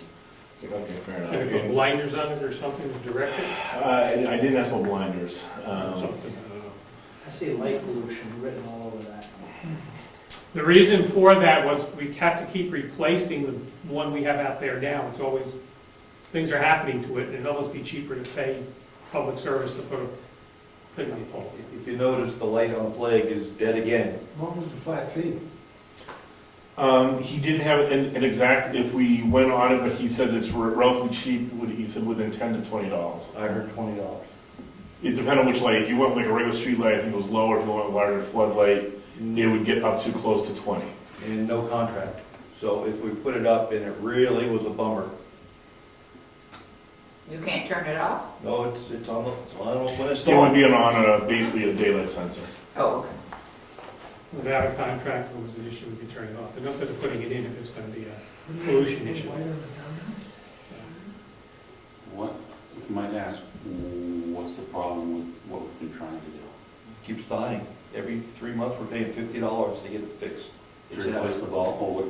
It's leaking water again. It was never designed to be facing up into the weather. So the weather collects and the seal fails, and then we call the So electric. we could maybe choose a different light fixture then, instead of lighting up the whole neighborhood? Or- I live a quarter mile down. Or maybe we could put one on the townhouse The townhouse. and shine that way. And that Would would we be accept those? We'll illuminate your house. Make it only like 50 watts. Shine over there. My only concern was going from the townhouse to the pole, will it light up the street, or will some sort of traffic hazard? We have, our ordinance talks about illuminated street signs and the caution not to light them in such a way that it becomes a driving hazard. And I see that as a problem if you put it on the townhouse, pointing it towards the street. I guess Anybody look into just replacing the unit? we do every that's the 50. No, I mean, not with a different brand, or That's- something that's weatherproof. And that's where I was gonna go. Maybe we want the electrician to take a look at a different setup. That's what I was gonna say, after I heard about, once I realized the proximity to the house, the size of this light, and the inability to focus it directly, it's gonna have some casting. I don't think it would be good to a neighbor to, you know. You do see these at public parks and around buildings where they're facing up, Yeah. you know, so. But that's in the landscaping. like city. Disneyland. It's not in Brookfield. But I think there is something made. There is clearly some sort of, there is a light fixture out there that can take that heat, that water on top of it. So I think we need to just get an electrician to give us good advice and get one that has a warranty. If it blows out, we're just gonna keep getting our warranty filled, I guess. It's worth exploring. Do we also light up the sign at the same time? I'd like to. Anyway, it's worth exploring. If you want, I will get prices on light fixtures and some information from an electrician and just give you some. Our electrician is Bob Somaker. He does the work for us. Okay. Yeah, okay. Even email. Bob Sonner? Okay, good. All righty. Any other old things that we need to be taking care of? Old business? Yes, sir. Yeah, we own a couple of lots up in the development up here Mhm. that have equipment on them that really should be moved. So I talked to the lawyer about it. She said, absolutely. And she drafted a letter for us to send to the previous owner. And it requires that we detail out what we want them to move from our property. So I was going to suggest that we ask the code enforcement officer to go up and make an inventory of the equipment. There's a couple of big excavators up there that should be detailed out, and we should ask them to move them. Well, it's funny you brought that up, because I think we opted not to send them a formal notice that we've taken the property. That's right. I think we should send them a formal notice first, that we have, at such and such a date, the board voted to take. So that they know, they're on notice that we've done that. Because I'm shocked that we haven't heard anything from them. And I don't see why we shouldn't send them a note. Within that formal notice, can we say, within 30 days, please remove all Yeah. personal property, something along those lines? Yeah.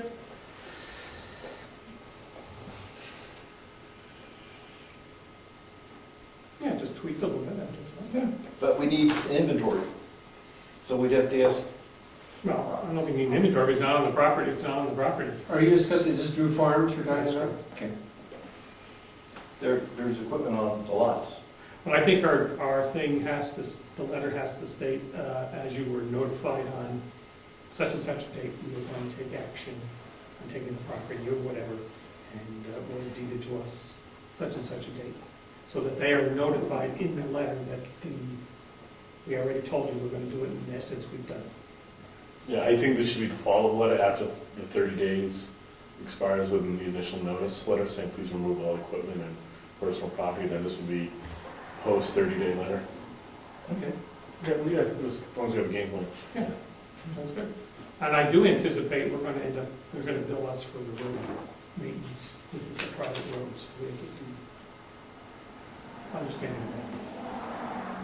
I mean, if everybody else in the place has to pay a fee to have the road plowed, I would assume we do too. I don't know. You'll pay one share Yeah. of that, of each lot. I don't think we'd be surprised when that happens. We just have to make sure we pay our fair share. Fair enough. I don't know what on earth it is, but we'll find out. Moral business. We're all business, okay. This building, the trim on this building really has to be addressed. Really has to be painted. Should I go out and get some estimates? Don't tell me you have somebody in mind. Well, I don't want to go there. Never mind. Which building? This one? the trim, Outside?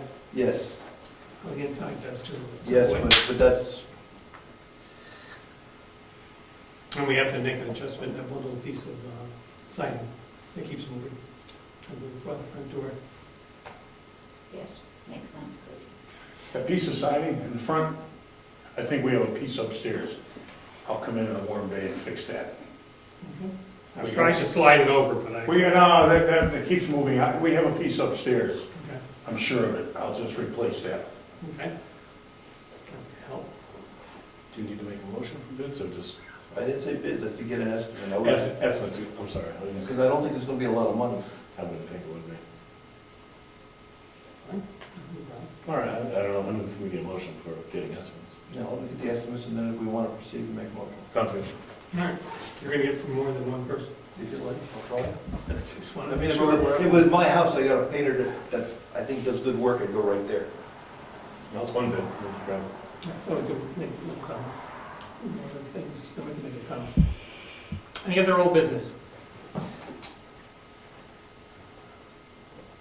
New business?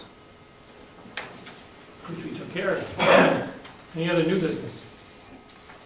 Public comments? Ed? Yeah, when I said before about not destroying public record, I meant the historic record, because after this building, the Churchill Schoolhouse, 100 years goes by, it'd be interesting to have at least a sample of what happened today, back in 2013. So you can basically cut off the label, and just keep them just for historic record. I would hate to see them destroyed, that's what I meant by that. Number two, update on the Wi-Fi availability in the building.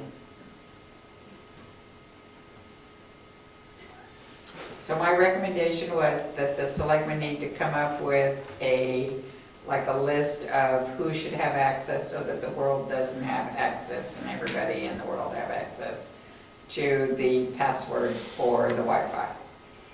We know where it is, we know what it is, so it's just a matter of coming up with a list.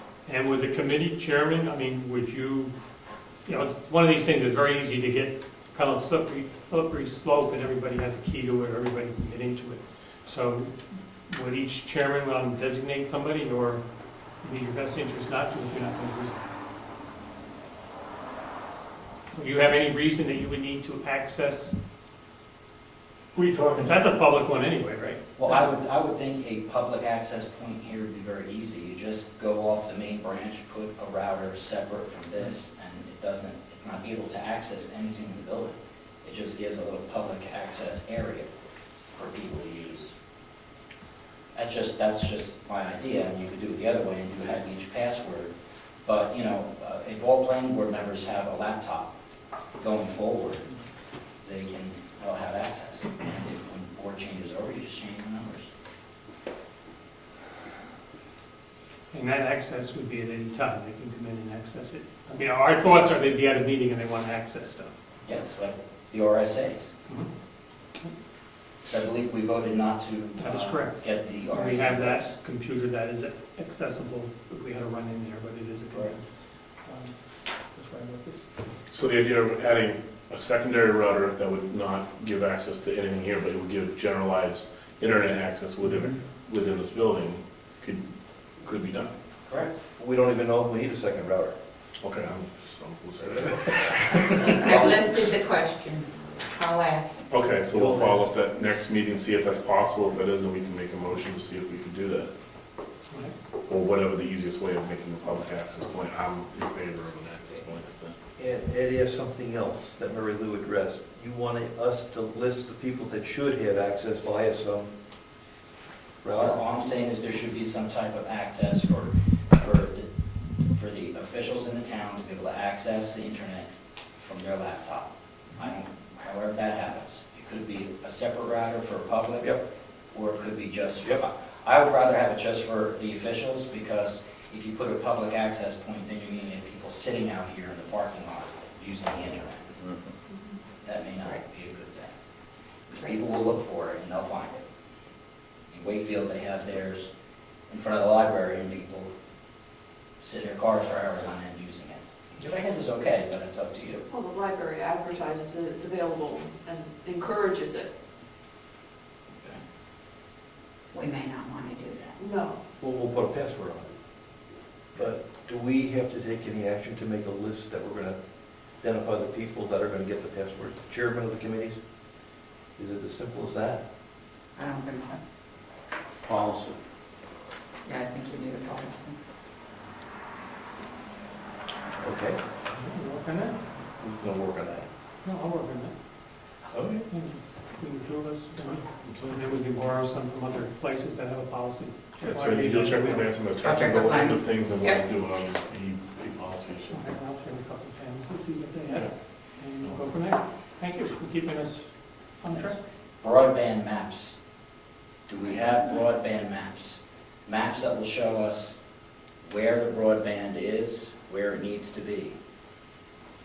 We had, at one point, a couple different, as far as cable broadband, we had gotten from our friends at Time Warner an updated service map about 2 years ago. We got that, and I took one look at it and knew it was not accurate based on my knowledge of the cable network. So we can pretty much show you where the cable is. As far as DSL, no. 'Cause one of the problems we ran into in Brookfield is when they built the original, when Verizon built the original system before Fairfield, is the engineers miscalculated the actual distance from the central office. So, for instance, it showed my house was 5,000, was over the limit for DSL. So when I called for DSL, I couldn't get it. But one of the local service guys actually walked the lines in the trees and figured out it was actually closer than the plan. So Verizon did not have accurate, and don't know if my Fairpoint has corrected this, but I don't know if they're actually, so what's happened is people have gotten DSL, they called up, they've come out, they've tried to get it, and they've gotten it. I believe you tried that at your house, didn't you, Rich? He tried to get you connected? And it's out of spec, Yeah. and it's flaky, and if I push too hard, they're going to pull it. Yeah, But the database says it should be available, yeah, but so. the installer won't put it in. So that's a long way of saying, I doubt if accurate records of broadband service in this town exist either through the cable, our current cable provider might have updated their maps by now, I don't know. And I'm pretty sure that the telephone company probably can't, they can probably tell you who they're billing DSL in town if you ask them, but as far as what geographical area it's actually available in, it would probably be difficult to come up with that. Well, it would be a good idea to compile that information, so if we do approach, any provider, we could say how many people may want cable, because I know there are people that want it in town, so it would be a good idea We're to gonna at least set- start with what we've got. One of the things we could do too is the next round of tax bills that go out, it would be a questionnaire for them to call. If they are somebody that would like it, maybe we can get at it that way as well. Express interest. Before you came to town, Ed, we did exactly that. There was, and it's somewhere in the records, we did a survey. We wound up with 2 suggestions, that was with the old, long before Time Warner. That was with the one that went bankrupt. They've all, a lot of them gone bankrupt. We've had the history of cable in this town has got 6 or 7 different corporate entities who've contracted and been part of it. But we went to them with what we thought were the 2 best projects for them where there were enough people on the street. We still didn't meet the 25 per mile, because we'll never meet the criteria that all these cable companies have written in their contracts. But we went and we did that, and we got a large survey at that time. In the meantime, a whole bunch of people have gotten, like myself, have gotten satellite, have gotten DirecTV or Dish or something else, because got tired of it. So I agree, it might be time to resurvey for telecommunication needs. The town tax bill would be something in the tax bill might be a good place to do it.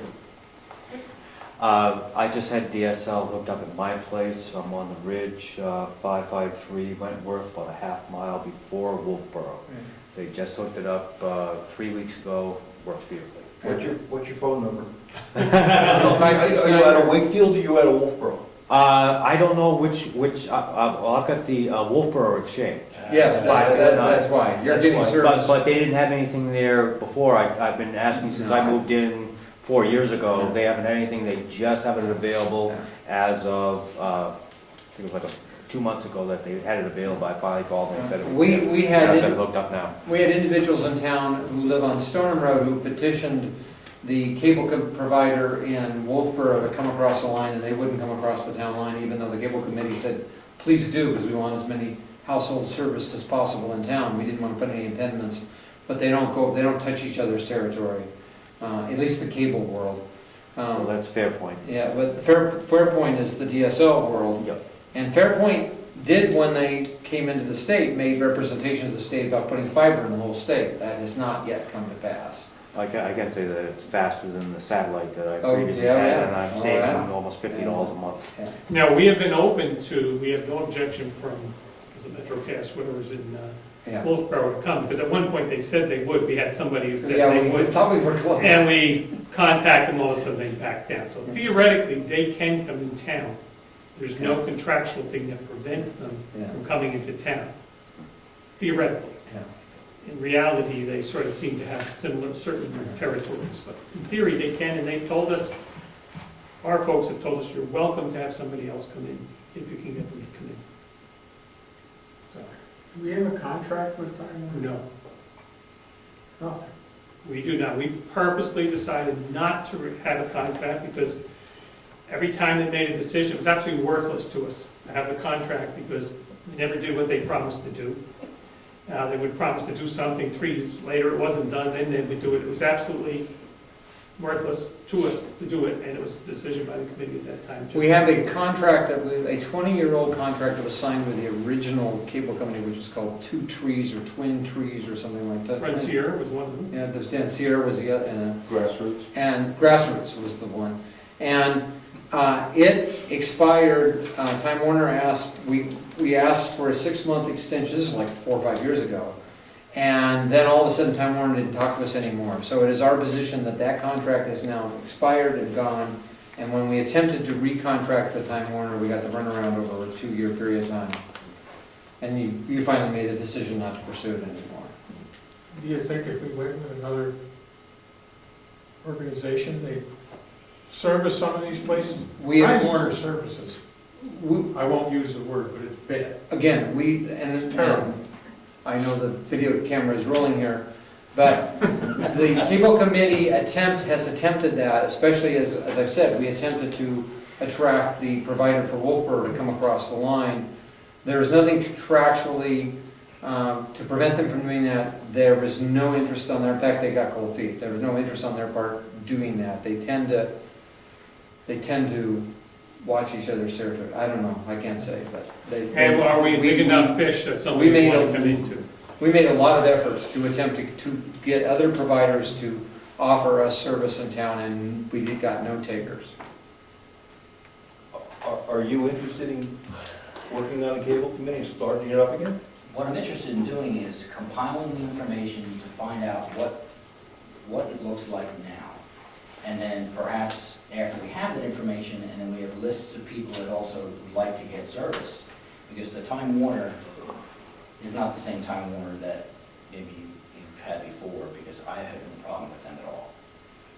So I got business class cable, so they seem to be pretty good. So. Yeah, but you're on the Wakefield.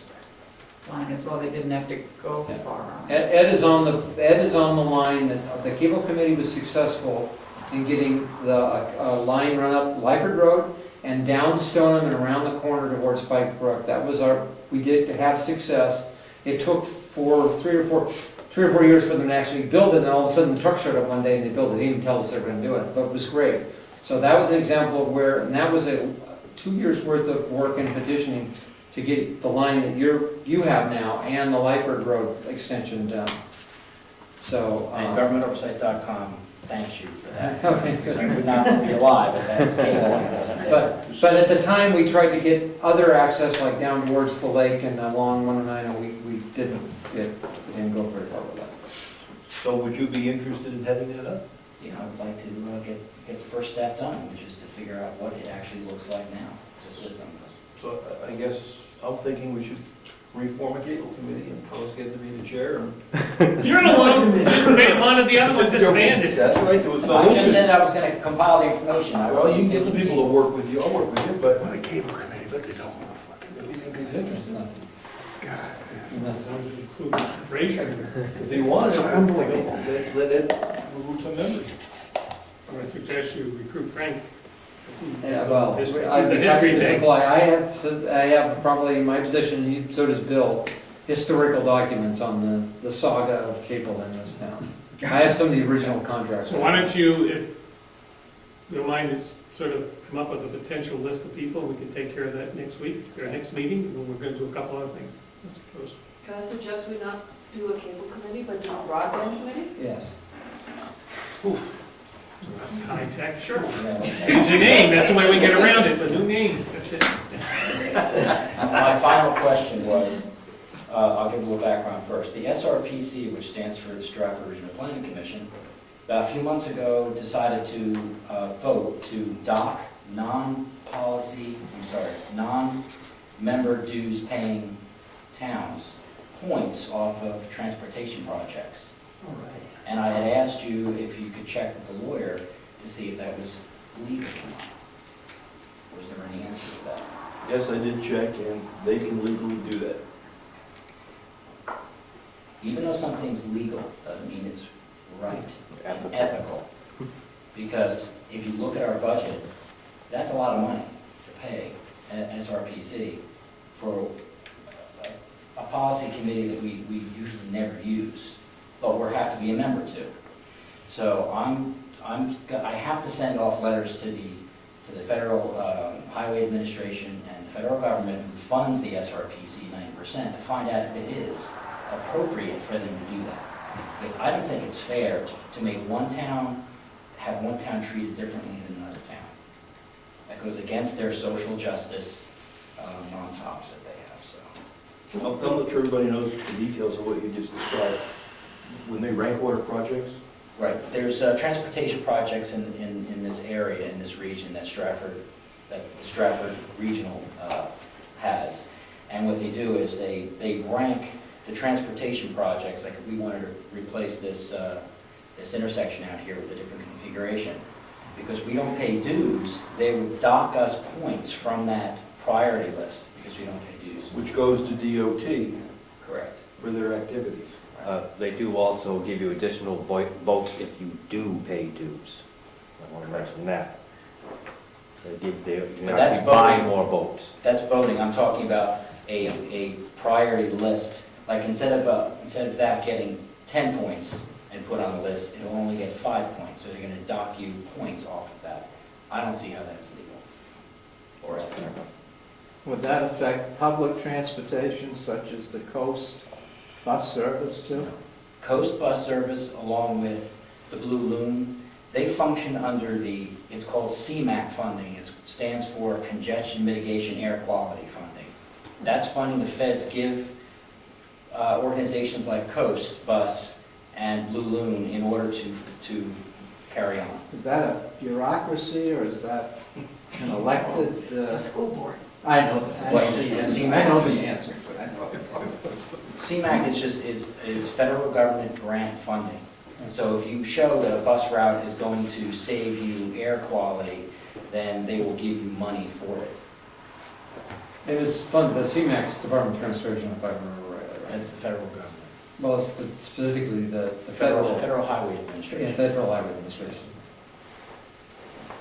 Anything exciting for the county meetings? When's the next one? Tomorrow, Tomorrow. Any specific time? 8:30 a.m., 95 Water Village Road, Ossipee.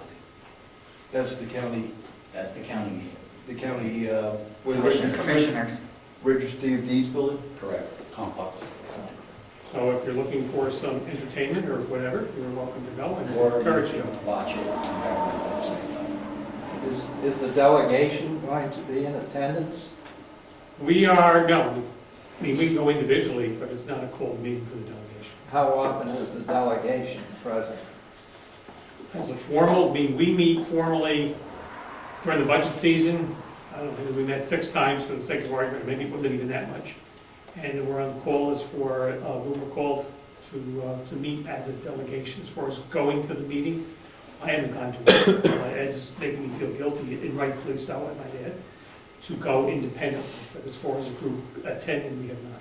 I don't know if others do, I didn't speak. Now, 10 a.m. tomorrow is going to be the second performance review, which starts with the commission office, or the commissioners. You're at the meetings, how often do part of the delegation go? Delegation being your state reps. Well, the state reps will show up at the performance tomorrow. Are you talking about each year? How many times? No, during a regular meeting, every 2 weeks, do they normally, people show up or not? I think Glenn Cordelli is the only one that showed up. Please come once. Correct. Okay, and do you expect them tomorrow? I believe he's on the performance audit. Oh, that committee. That committee, okay. Yeah. The subcommittees that they have. Yes. I'm on the nursing home subcommittee, that's the one that I'm on. So when called, we meet? Pardon? I said, when we're called, we meet, when it's called to order. I go. All right, Yeah. thank you. All right, late for us tonight. Any other comments from the public? Any other business that we need to take care of? Are we going to do anything with the tax collector tonight? Excuse me, Eric. The Joint Chief said that she was going to talk to us independently. That's what's my understanding. We were not going to meet in a non-public If session. you want to be, Does that meet the criteria of meeting in a non-public session?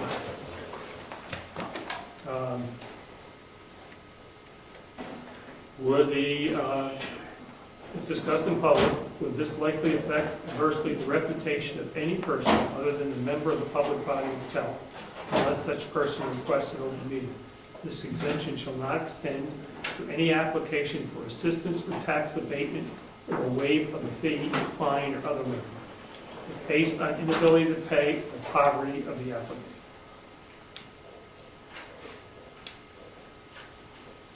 no, if you want to know more about, what has been done in years past that seems to keep popping its head up again, it's more just informational.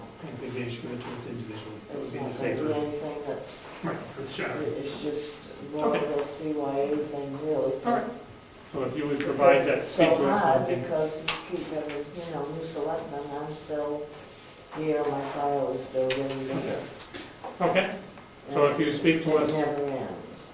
unless you see a reason, we can get this under the, because we do not know, based on your information you were talking about, in theory, I don't think we can. So just talk to us in a second. Whatever. One question. And then maybe we could, once we know who you're talking about.